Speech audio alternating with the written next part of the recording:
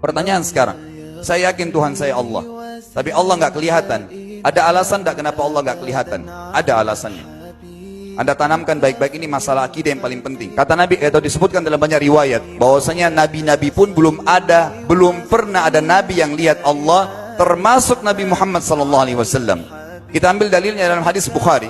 Waktu Nabi SAW pulang dari Isra Mi'raj, jemaah sekalian, Aisyah bertanya radhiyallahu anha, berkata, istri beliau, ya Rasulullah, hal tara rabbak? Apakah anda waktu Mi'raj ke langit, terima perintah sholat, sempat lihat Tuhan anda enggak? Lihat enggak Allah itu bagaimana? Apa jawaban Nabi SAW? Nurun ala nur anna arah.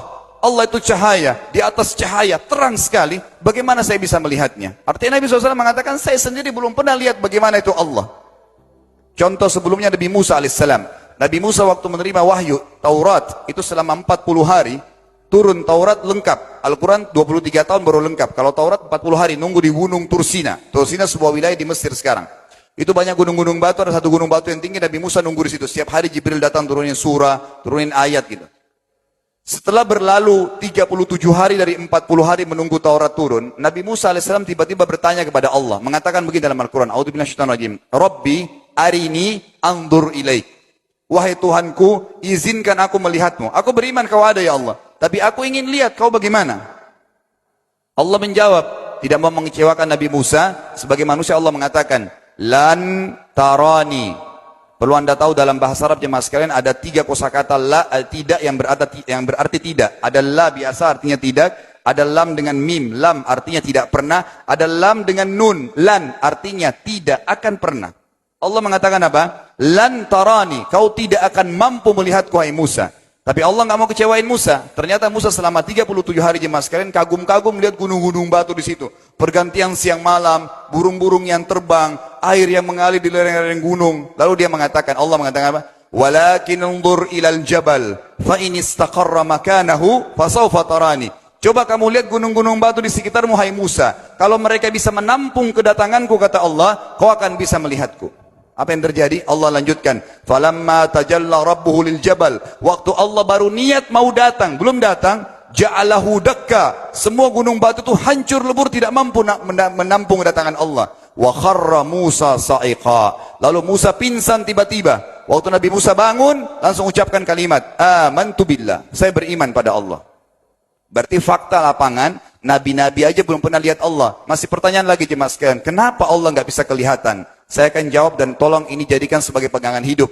Ini landasan akidah kita. Kata para ulama, karena anda kalau sholat, anda mengucapkan satu kalimat yang merupakan jawabannya. Allahu Akbar. Allah Maha Besar. Akbar adalah siga mubalaghah dalam Islam. Sesuatu yang melampaui batas. Maha Besar. Kita terangkan. Kata Nabi SAW, perumpamaan bumi yang kalian tinggali ini dibanding dengan langit pertama di atas kepala kalian. Ada 7 lapis langit. Allah mengatakan, sab'an shidada. 7 lapis langit yang kokoh. Alladzi khalaqa sab'a samawatin tibaqa. Yang menciptakan langit tibaqa bersusun. 1, 2, 3, 4, 5, 6, 7. Allah di atas langit ke-7. Kata Nabi SAW, perumpamaan bumi yang kalian tinggalin dibanding dengan langit pertama di atas kepala kalian, ibaratnya seperti cincin yang dibuang di padang pasir. Jadi kita tidak akan pernah bisa melihat ujungnya langit karena kita sangat kecil, dan ini terbukti secara fakta. Apakah anda sudah tahu bahwasanya miliaran bintang-bintang yang ada di atas kepala anda yang jaraknya sekian miliar tahun dari bumi dan sekian miliar tahun lebih besar daripada bumi, sekian miliar kali lebih besar daripada bumi, itu semua berada di bawah langit pertama. Manusia tidak akan pernah bisa memegang langit ini dengan telapak tangannya karena dari sini saja ke Pluto jaraknya 270 tahun. Nggak bakal bisa ada astronot dikirim kena mati di tengah jalan. Jaraknya jauh sekali bintang-bintang dan semua berada di bawah langit pertama. Kata Nabi SAW, di atasnya ada langit kedua besarnya. Digabung antara bumi sama langit pertama seperti cincin dibuang di padang pasir. Langit ketiga, 2, 1 dan bumi digabung tiga-tiganya. Dibanding langit ketiga seperti cincin dibuang di padang pasir sampai langit ke-7. 5, 6, 4, 3, 2, 1 dan bumi. 7 digabung. Dibanding langit ke-7 seperti cincin dibuang di padang pasir. Dan langit yang luas ini jemaah sekalian dipenuhi dengan makhluk Allah yang lain namanya malaikat. Dalam hadis Bukhari kata Nabi SAW, waktu saya sedang dimi'rajkan ke langit, tidak ada 4 jari pun ukuran di langit yang luas itu, kecuali saya temukan malaikat yang sedang ruku atau sujud, penuh dengan jumlah mereka.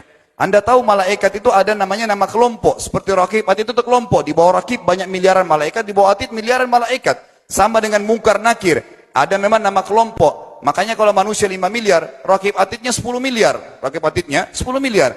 Lalu kata Nabi SAW, di atas langit ketujuh ada Sidratil Muntaha. Besarnya digabung antara 7 lapis langit dan bumi. 8 hanya seperti cincin di bawah di padang pasir. Di atas Sidratil Muntaha ada sebuah lautan yang Allah ciptakan. Lautan itu besarnya digabung antara Sidratil Muntaha, 7 lapis langit dan bumi. 8, 9-9-nya seperti cincin dibuang di padang pasir. Makanya kalau anda baca Quran, anda baca ayat wa kana arsyu alal ma, singgasana Allah di atas air. Ini maknanya. Air adalah ada lautan. Lalu kata Nabi SAW, arsy-nya Allah di atas lautan itu singgasananya Allah. Besarnya digabung antara lautan, Sidratul Muntaha, 7 lapis langit dan bumi. 10-10-nya hanya seperti cincin dibuang di padang pasir. Anda sudah hafal ayat kursi? Apa artinya? Ayat tanda-tanda kebesaran Allah. Kursi itu artinya bukan tempat duduk, tapi tempat pijakan kaki raja di singgasana. Kalau raja ingin naik singgasananya dipijakan kaki, itu namanya kursi. Kita baca apa? Wasi'a kursiyuhu as-samawati wal ard. Pijakan kakinya Allah saja sudah menutupi seluruh langit dan bumi ini. Jadi kita mustahil bisa melihat Allah karena besarnya Allah Azza wa Jal. Tinggal kita tutup jemaah sekalian. Kira-kira, lalu bagaimana saya berhubungan dengan Allah? Jawabannya sederhana. Anda lingkari namanya Allah, ini Tuhan kita. Yang menyembah selain Allah kafir, yang mempartisipasikan Allah dengan makhluknya, masih sembah berhala, kuburan, jimat, namanya syirik. Dua-dua nggak boleh. Untuk berhubungan dengan Allah yang tidak kelihatan dengan mata kita ini, tapi kita bisa rasakan keberadaannya, cuman satu cara. Di bawahnya lingkarin ibadah. Salat, puasa, zakat, haji, takziah, ziarah kubur, semua ini adalah rangkaian ibadah untuk berhubungan dengan Allah. Semua ibadah ini jemaah sekalian, harus seperti yang Allah mau, bukan yang Anda mau. Ini penting. Karena kalau tidak seperti yang Allah mau, Allah tidak terima. Bagaimana caranya supaya bisa seperti yang Allah mau? Ikuti buku pedomannya. Ada Al-Quran, ada Sunnah. Yang beribadah keluar dari 2 pedoman wahyu ini, tidak akan diterima oleh Allah. Seperti Anda kalau kerja di perusahaan, pimpinan perusahaan kasih peraturan. Senin pakai baju kuning, Selasa baju hijau, Rabu pakai baju hitam. Datang jam 7, keluar jam 5 sore. Ternyata Anda tidak. Hari Senin Anda pakai baju yang hari Rabu. Datangnya jam 9, keluar jam 2 siang. Dikeluarkan oleh pimpinan atasannya. Itu baru peraturan manusia. Bagaimana dengan peraturan Allah Azza wa Jal? Maka kita simpulkan semua jemaah sekalian adalah, yakinlah Tuhan Anda Allah ada, satu-satunya Tuhan. Kalau Anda sedang sakit, yang ciptakan Anda Allah, yang ciptakan penyakit Allah, yang menciptakan kesembuhannya Allah. Kalau kita sedang musibah sama, kalau kita sudah senang juga sama. Semoga Allah SWT menjadikan kita orang-orang yang senantiasa beriman padanya, dan juga selalu bertumbuh dalam keimanan tersebut, serta mengikuti syariat dan hukumnya.